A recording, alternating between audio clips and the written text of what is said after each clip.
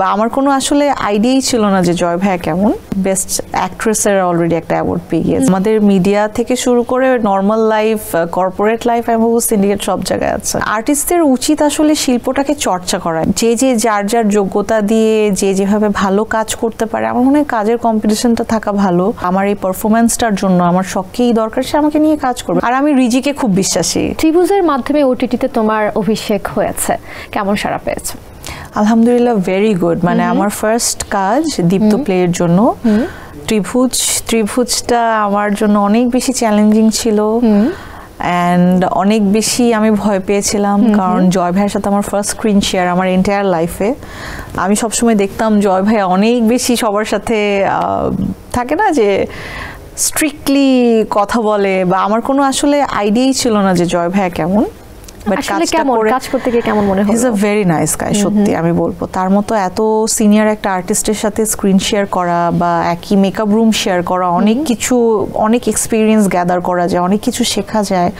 So definitely খুব ভালো ছিল। অ্যান্ড ত্রিভুজটা আমি অলরেডি কিন্তু আমি ত্রিভুজের জন্য একটা বেস্ট অ্যাওয়ার্ড, হ্যাঁ মানে বেস্ট অ্যাক্ট্রেসের অলরেডি একটা অ্যাওয়ার্ড পেয়ে গিয়েছি। সো আমার জন্য এটা হিউজ। আচ্ছা, তো তোমার ওটিটিতে কাজ করতে গিয়ে কিরকম মনে হয়েছে যে এখানে কোনো সিন্ডিকেটের প্রভাব আছে? সিন্ডিকেট তো আসলে সব জায়গাতেই আছে। আমাদের মিডিয়া থেকে শুরু করে নর্মাল লাইফ, কর্পোরেট লাইফ, আমি বলবো সিন্ডিকেট সব জায়গায় আছে।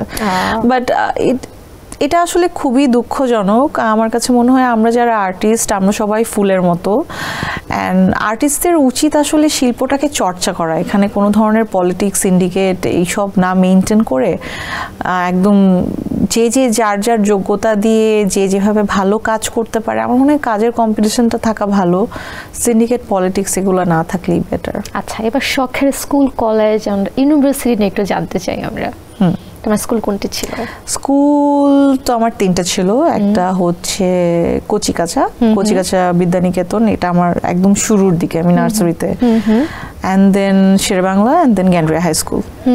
আচ্ছা, ইন্ডাস্ট্রিতে আসবার পরে কখনো যে এতদূর কাজ করেছে, অনেক কাজ করেছে, কখনো কি কোনো ধরনের পলিটিক্সের শিকার হতে হয়েছে কিনা? আমি ফেস করিনি, বাট আমি ফেস করিনি বলতে কি, মানে আমি এগুলো আসলে বদার করি না। বাট আমি আশপাশ থেকে সবসময়ই শুনি যে এরকম পলিটিক্স হচ্ছে, বা তোমাকে নিয়ে এরকম ঝামেলা করছে যেন তুমি কাজটা না করতে পারো, বা তোমাকে রিপ্লেস করে অন্য কাউকে কাজে নেওয়ার চেষ্টা করছে। এটা আমাদের নাচের ক্ষেত্রেও হয়, ফটোশুটের ক্ষেত্রেও হয়।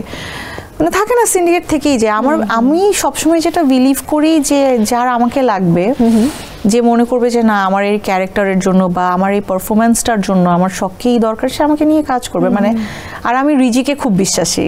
কাজটা ইটস লাইক মাই রিজিক এখন, তাই না? যেহেতু এটা আমি প্রফেশনালি করছি, সো যেটা আমার রিজিকে থাকবে সেটা থাকবেই, সেটা আসলে এইসব করে হবে না। তো তুমি তোমার স্টারডমটাকে আসলে কিভাবে এনজয় করো? মানে শখ যেখানে যাচ্ছে নিউজ হয়ে যাচ্ছে, যেটা খাচ্ছে নিউজ হয়ে যাচ্ছে, নাচ করতে যাচ্ছে নিউজ হয়ে যাচ্ছে, কাকে বিয়ে করছে নিউজ হয়ে যাচ্ছে, মানে স্টারডমটাকে কিভাবে আসলে এনজয় করো? এটা নিউজের ব্যাপারটা, ভাইরালের ব্যাপারটা, এটা এখন আমি বলবো যে অনেক বেশি। বাট আমি যেই সময় থেকে স্টার, ওই টাইমটা আসলে আমি খুবই এনজয়, ডেফিনেটলি আমি খুব পজিটিভলি এনজয় করি। কারণ আসলে ভালোবাসা পাওয়া বা স্টারডম পাওয়া, এটা আসলে কোনো নর্মাল বিষয় না। এতগুলো মানুষের ভালোবাসা, এটা আসলে অনেক মানুষ চাইলেও পারে না। সো আমি ব্লেসড যে এই যে তোমরা সবাই, আমার অডিয়েন্সরা, আমাদের জার্নালিস্ট ভাইয়ারা সবাই আমাকে পছন্দ করে, আমাকে সাপোর্ট করছে, ভালোবাসছে। এটা আসলে অনেক বড় একটা ব্লেসিং আমি বলবো। আমার কাছে ভালো লাগে। কিভাবে ভালো লাগে? আমার ভালো লাগে যে হ্যাঁ, আমি হয়তো কোনো ভালো কিছু করেছি যেটার কারণে আল্লাহ আমাকে এতগুলো মানুষের ভালোবাসা একসাথে দিয়েছে। একদমই তাই।